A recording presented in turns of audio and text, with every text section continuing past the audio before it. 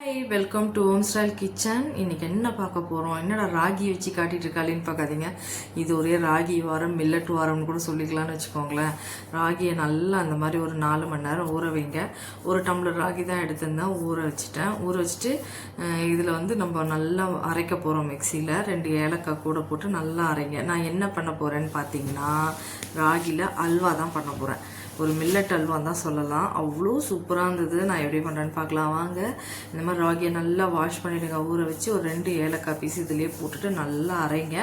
நல்லா பால் மாதிரி தண்ணி ஊற்றி நல்லா அரைச்சிக்கோங்க. அரைச்சிட்டு நல்லா ஒரு துணியில் வடிகட்டி எடுத்துக்கோங்க. ஒரு நல்ல பால், ஒரு திக்கான பால் கிடைக்கும். உண்மையிலே செம்ம டேஸ்ட்டாக இருந்ததுங்க. இதை வந்து நான் ட்ரை பண்ணி பார்க்கலான்னு சொல்லிட்டு தான் ட்ரை பண்ணேன். உண்மையிலே ரொம்ப நல்லா வந்தது. எனக்கு ரொம்ப பிடிச்சிருந்தது. சாப்பிட்றதுக்கு அவ்வளோ டேஸ்ட்டு. நான் கொஞ்சம் குவான்டிட்டி தான் ட்ரை பண்ணேன். ஏன்னா எப்படி இருக்கும், சாப்பிட முடியாதுன்னு யோசித்தேன். பட் ஆனால் சாப்பிட்டா இவ்வளோ தான் டேஸ்ட்டு செமையாக அள்ளிச்சு. சூப்பராக இந்த மாதிரி திக்கு பால் வந்ததா, அந்த பால் எடுத்து அப்படியே இந்த துணியில் வடிகட்டி நல்லா எடுத்து வச்சுக்கோங்க. அந்த பால் சூப்பரான திக்காக இருக்குது. அந்த பால் ரொம்ப ஒரு சின்ன குழந்தைங்களுக்கு கூட நல்லா ஊட்டலாம். இந்த மாதிரி பால் எடுத்துகிட்டு அதை வந்து கஞ்சி பண்ணி கூட குழந்தைங்களுக்கு ஊட்டலாம். அவ்வளோ நல்ல ஹெல்த்தி தான் அது. ஆக்சுவலாக பார்க்க போனீங்கன்னா நெய் போட்டுக்கிட்டேன், முந்திரியை வறுத்து தனியாக எடுத்துக்கிட்டேன். கொஞ்சம் அது குவான்டிட்டி கொஞ்சம் தான் நான் எடுத்தேன், அதனால் கொஞ்சமாக தான் முந்திரியும் போட்டேன்.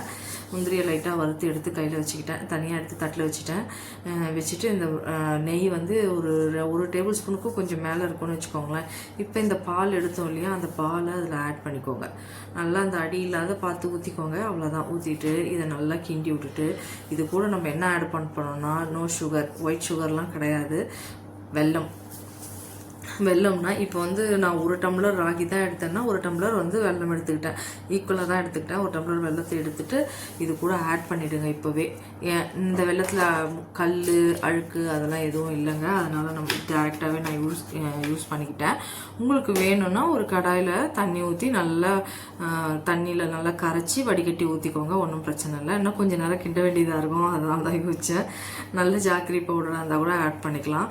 இந்த மாதிரி நல்லா கிண்டி விடுங்க. வெல்லம் நல்லா கரைஞ்சி இந்த பால் நல்லா சுண்டி திரண்டு வரும். அது மாதிரி திரண்டு வரணும். இதில் ராகி கூடயே நம்ம வந்து ஏலக்காவும் போட்டு அரைச்சிட்டோம் இல்லையா, அது வந்து செம்ம ஃப்ளேவராக இருந்தது. பயங்கரமாக இருந்தது. இது பண்ண சொல்லவே ஒரு கோதுமை அல்வா, அந்த நம்ம இருட்டுக்கடை அல்வா மாதிரி தான் வரணுன்னா, இந்த கலர் வரணுன்னா நம்ம வந்து இந்த கேரமலைஸ் பண்ணிக்கலாம். சுகரை தனியாக ஒரு பாத்திரத்தில் வச்சுட்டு போட்டுட்டு நல்லா கேரமலைஸ் பண்ணி ஊற்றுனீங்கன்னா அந்த டார்க் கலர் கிடைக்கும். நான் அதெல்லாம் பண்ணலைங்க, இதுக்கு தேவையில்லாத வேலைலாம் சொல்லிட்டு. இதில் எந்த ஆர்டிஃபிஷியல் கலரும் கிடையாது, ஒயிட் சுகரும் கிடையாது. வெல்லமும் ராகியும் தான், மில்லட் அல்வா தான் இது. நெய், இது எல்லாமே ரொம்ப நல்லது தான் உடம்புக்கு. நல்லா இந்த மாதிரி சுண்டி களி மாதிரி வரும். வர டைமில் கொஞ்சம் 1 டேபிள் ஸ்பூன் திருப்பியும் கொஞ்சம் நெய் சேர்த்துக்கோங்க. நெய் சேர்த்துட்டு நல்லா கை விடாமல் கலரிக்கிட்டே இருக்கணும். கலர இப்பயே நல்லா ஒட்டாமல் வரும். பார்த்தீங்கன்னா இன்னும் கலர அது எண்ணெய் கொஞ்சம் அப்படி லைட்டாக கசிஞ்சு வெளியில் வரும். அந்த டைமில் நம்ம ஆஃப் பண்ணால் போதும். நல்லா கீண்டணும், நல்லா கலரிக்கிட்டே இருங்க, கைவிடாமல் கலரணும். இது நம்ம பால் எடுத்து பண்ணுறோம் இல்லையா, அவ்வளோவும் டேஸ்ட்டு. உண்மையிலேயே ரொம்ப நல்லா இருந்தது. நீங்கள் குழந்தைங்க இப்போ வீட்டில் லீவ் டைமில் இருக்கிறாங்க இல்லையா, அவங்களுக்கு தயவு செஞ்சு இதெல்லாம் செஞ்சு கொடுங்க. ரொம்ப ஈஸி தான், ஒன்றும் இல்லை. ரொம்ப ஹெல்த்தியும் கூட. குழந்தைங்களுக்கும் ஏதோ ஒரு ஸ்வீட் சாப்பிட்டா மாதிரி இருக்கும். எப்பயுமே குழந்தைங்க வீட்டில் இருந்தாங்கன்னா ஏதாவது சாப்பிட கேட்டுகிட்டே தான் இருப்பாங்க. அது எல்லாருமே அப்படி தான், எல்லார் வீட்லேயும். இந்த மாதிரி ஏதாவது இது வந்து தட்டில் வந்து நெய் தடவிட்டு அப்படியே ஊற்றிட்டு கட் பண்ணி பீஸஸாக கூட எடுத்துக்கலாம். நான் வந்து பவுலில் ஊற்றிக்கிட்டேன். நீங்கள் வந்து பிளேட்டிங் பண்ணிக்கோங்க. நல்லா பிளேட் பண்ணிவிட்டு நல்லா கட் பண்ணி கூட எடுத்து வச்சுக்கலாம். கொஞ்ச நாள் வரும், ஒரு 2-3 நாள் கூட ஆனாலும் கெட்டு போகாது. ஏன்னா அது அல்வா பதத்துக்கு வந்துச்சு இல்லையா, அது அப்படியே தான் இருக்கும். இந்த மாதிரி நல்லா கீண்ட நெய் பாருங்கள், அதுவே வெளியில் வர ஆரம்பிக்கும்.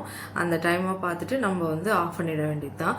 நான் ஒரு நெய் தடவினா ஒரு பவுலில் அதை ட்ரான்ஸ்ஃபர் பண்ணிவிட்டு மேலே முந்திரி போட்டுட்டேன். இப்பயே கூட முந்திரியை மிக்ஸ் பண்ணுறதா இருந்தாலும் மிக்ஸ் பண்ணிக்கோங்க. பாதாம் போட்டுக்கலாம்.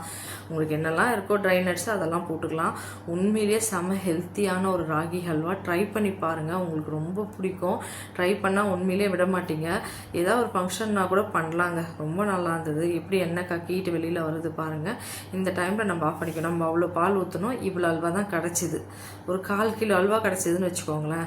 இது நான் பவுலில் ஊற்றிட்டேன். நீங்கள் பிளேட்டிங் பண்ணி கட் பண்ணி கூட வச்சுக்கலாம். சூப்பராக இருந்தது. ட்ரை பண்ணி பாருங்கள். உங்களுக்கு பிடிச்சிருந்தால் லைக் பண்ணுங்கள், ஷேர் பண்ணுங்கள், சப்ஸ்கிரைப் பண்ணுங்கள், கமெண்ட் பண்ணுங்கள். தேங்க்யூ.